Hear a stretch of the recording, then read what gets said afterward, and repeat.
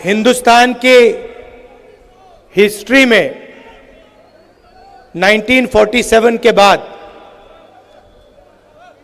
बहुत सारी union territories को स्टेट बनाया गया, स्टेट्स को बांटा गया। आंध्र प्रदेश में से तेलंगाना बना, बिहार में से झारखंड, मध्य प्रदेश में से छत्तीसगढ़। मगर पहली बार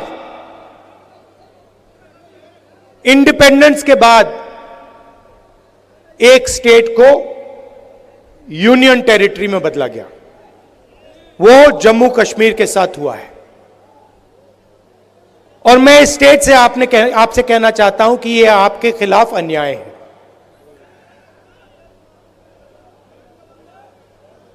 आपका लोकतांत्रिक हक आपसे छीन लिया गया है और आज जम्मू कश्मीर के लोग नहीं चलाते हैं।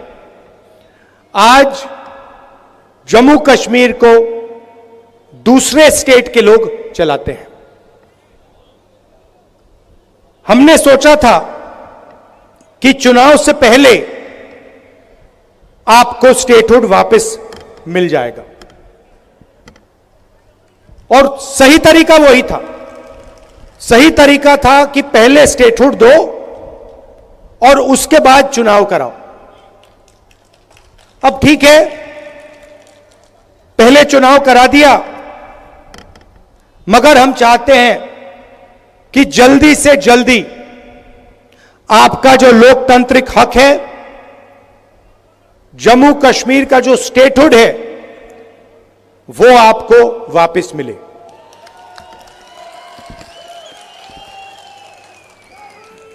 ये हिंदुस्तान की हिस्ट्री में पहले कभी नहीं हुआ है कि किसी स्टेट से हमने उनका अधिकार छीन लिया और स्टेट को यूनियन टेरिटरी में बदल दिया। पहली बार हुआ है और मैं सही बोलूं तो यह कभी नहीं होना चाहिए, किसी और स्टेट के साथ यह कभी नहीं होना चाहिए। और मैं आपको यहां गारंटी देता हूं कि अगर बीजेपी ने आपको स्टेटहुड नहीं दिया तो हम विपक्ष में हैं, हम इंडिया गठबंधन का पूरा दम आपको स्टेटहुड दिलवाने में लगा देंगे।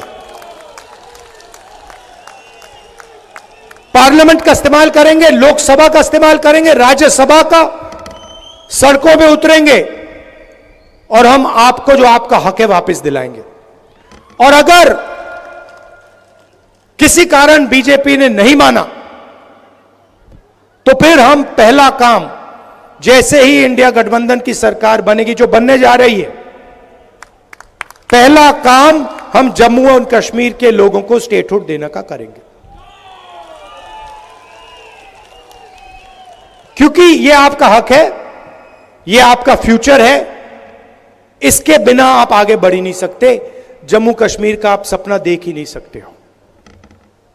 जम्मू हब है, कश्मीर को,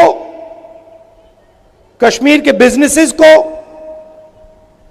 कश्मीर के प्रोडक्शन को बाकी हिंदुस्तान से जोड़ता है। सेंट्रल हब है ये। और इस हब का जो काम था उसको इन लोगों ने खत्म कर दिया है।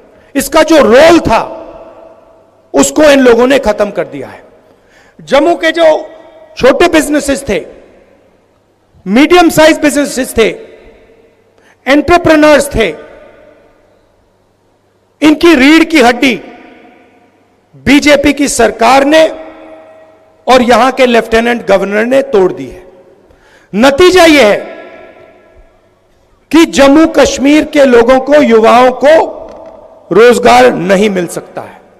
आप कुछ भी कर लो, जब तक जम्मू कश्मीर के स्मॉल और मीडियम बिजनेसेस अपने पैरों पर नहीं खड़े होंगे, तब तक इस प्रदेश में, इस यूनियन टेरिटरी में रोजगार नहीं मिल सकता। आप कुछ भी कर लो, जब तक लेफ्टिनेंट गवर्नर है तब तक बाहर के लोगों को फायदा मिलेगा, सारे के सारे कॉन्ट्रैक्ट्स उनको जाएंगे, और जो जम्मू की जनता है, कश्मीर की जनता है, उनको परे कर दिया जाएगा। यह रियलिटी है। और एक कारण भी है कि आपसे स्टेटहुड छीना गया, कि वो चाहते हैं कि जम्मू कश्मीर को जम्मू कश्मीर के लोग ना चलाएं, बाहर के लोग चलाएं, लेफ्टिनेंट गवर्नर के माध्यम से काम हो, और जम्मू कश्मीर की जनता की जो प्रोस्पेरिटी है वो खत्म हो जाए। यह आक्रमण जो जम्मू कश्मीर में स्मॉल और मीडियम बिजनेसेस पे हुआ है, यह बाकी देश में भी हुआ है। पूरी सरकार अदानी अंबानी जैसे अरबपतियों के लिए चलती है।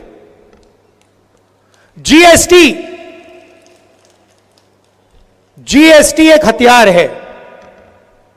जम्मू के एंटरप्रेन्योर्स, जम्मू के स्मॉल और मीडियम बिजनेसेस पर आक्रमण करने का हथियार है। नोटबंदी एक हथियार था। यह पॉलिसीज नहीं है, यह हथियार है, और इनका लक्ष्य रास्ता साफ करने का है। किसके लिए? अदानी और अंबानी जैसे अरबपतियों के लिए। नोटबंदी और जीएसटी ने, गलत जीएसटी ने हिंदुस्तान में लाखों स्मॉल और मीडियम बिजनेसेस खत्म कर दिए। अभी मेरा प्रोग्राम था, कुछ मिनट पहले मेरा प्रोग्राम था, एक लड़की आती है, कहती है, राहुल जी मेरा सपना था, मैं छोटा बिजनेस चालू करना चाहती थी। गवर्नमेंट ने कहा कि ग्रांट मिलेगा, मैंने पूरी प्रिपरेशन कर दी, एरोमेटिक्स का मेरा बिजनेस था, मैंने पूरी तैयारी कर दी, मुझे कहा कि पैसा मिलेगा, पैसा नहीं आया। मेरी मां की डेथ हो गई, मेरे पिता ने मेरी मदद की, मगर मेरा बिजनेस खत्म हो गया। आज मैं छोटा बिजनेस नहीं चलाना चाहती हूं, क्योंकि मैं जानती हूं कि जम्मू कश्मीर में छोटा बिजनेस नहीं चलाया जा सकता है। मगर यही आपकी रीढ़ की हड्डी है, यही आपकी स्ट्रेंथ है, इसी में आपका रोजगार है, इसी में आपका भविष्य है। और आप किसी भी युवा से पूछ लो, वही जवाब मिलेगा। वो लड़की अब कह रही है कि मैं एडमिनिस्ट्रेशन में जाना चाहती हूं, मैं आईआईटी में जाना चाहती हूं। आईआईटी में कितने लोग जाएंगे? एडमिनिस्ट्रेशन में कितने लोग जाएंगे? 1% जाएंगे, 2% जाएंगे, 3% जाएंगे, 5% जाएंगे। 95% का क्या होगा? जहां भी देखो वहां आपको अदानी अंबानी दिखेगा। पहले आपका रोल था, कश्मीर के सेब यहां से निकलते थे, आप बाकी हिंदुस्तान में भेजते थे। आज पूरी की पूरी सेब की इंडस्ट्री अदानी के हाथ में है। हिमाचल का सेब अदानी के हाथ में, जम्मू कश्मीर का सेब अदानी के हाथ में। और यही हर इंडस्ट्री में यही हो रहा है। एयरपोर्ट में जाते हैं अडानी टैक्स, पोर्ट में जाओगे अदानी टैक्स, मोबाइल फोन चलाओगे अंबानी टैक्स, सड़क पे चलोगे अदानी टैक्स, अनाज में अदानी टैक्स।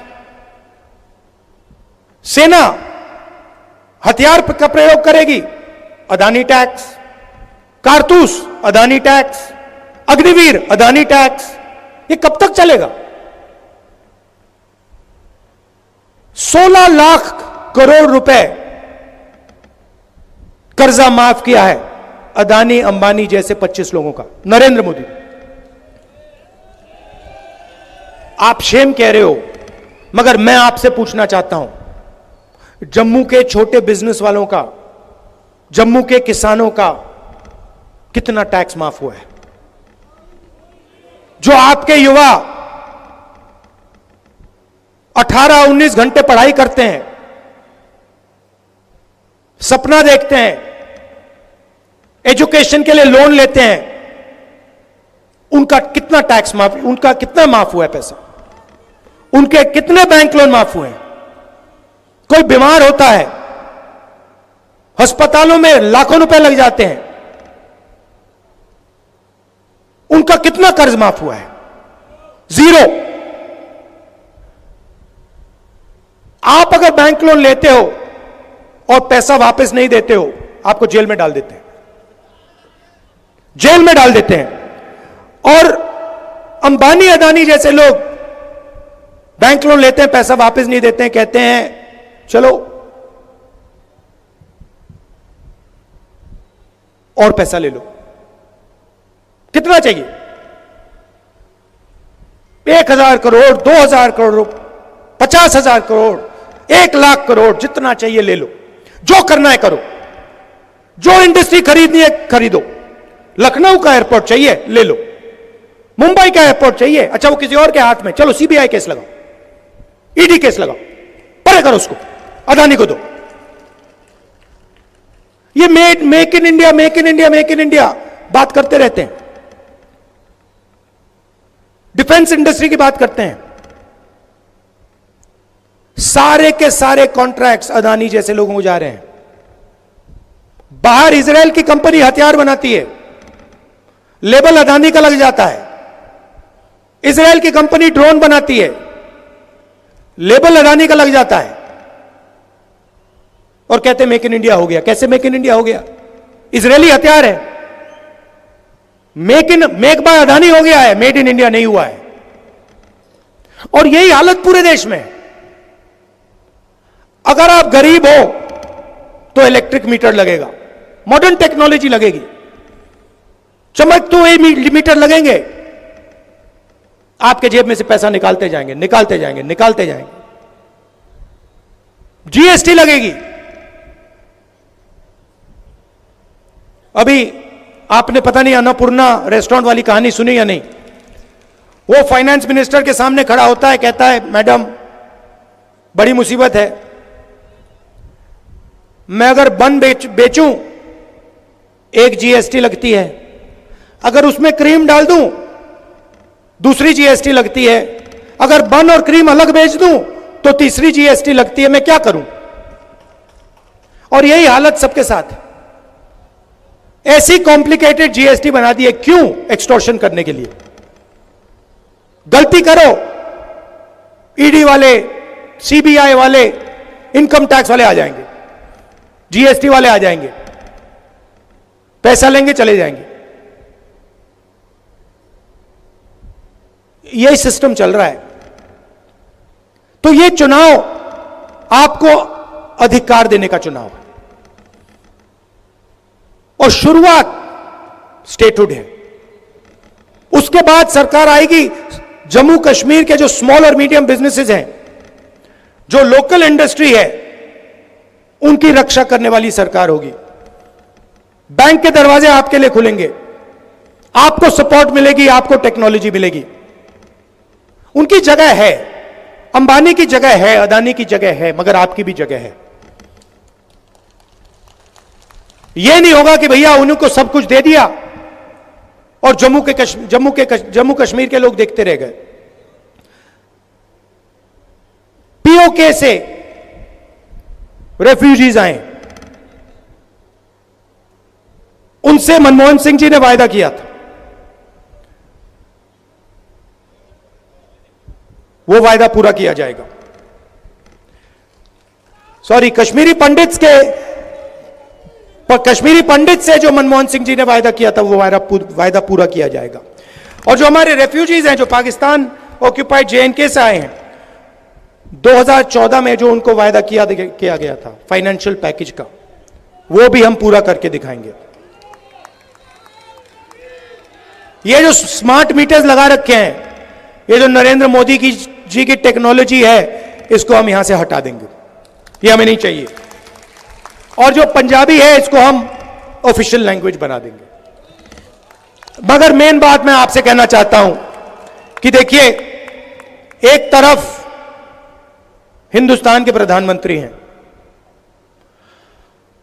उनका डायरेक्ट कनेक्शन ऊपर है, वो भगवान से बात करते हैं, सुबह उठते हैं, वो कहते हैं कि भैया मैं नॉन बायोलॉजिकल हूं। आप लोग बायोलॉजिकल हो, नरेंद्र मोदी नॉन बायोलॉजिकल है, वो इंसान नहीं है, वो डायरेक्ट भगवान से कनेक्शन लेता है। सुबह भगवान उनसे कहते हैं क्या करना है, वो करते हैं। हम इंसान हैं, हम आप जैसे हैं, हम आपकी बात सुनना चाहते हैं, समझना चाहते हैं, और ये दिल का रिश्ता है। मैं लोकसभा में हूं, ऑपोजिशन लीडर हूं, जहां भी आपको मेरी जरूरत हो, जहां भी जरूरत हो, रेफ्यूजीज के मामले में हो, स्टेटहुड के मामले में हो, स्मॉल मीडियम बिजनेस के मामले में हो, जहां भी आप मुझे ऑर्डर करोगे, जो भी आपका हुक्म होगा, मैं आपके लिए वहां कर दूंगा। और जब भी आप चाहोगे कि भैया राहुल जम्मू आओ, हमारी बात सुनो, हमारी मदद करो, मैं आपको आपके सामने दिखूंगा।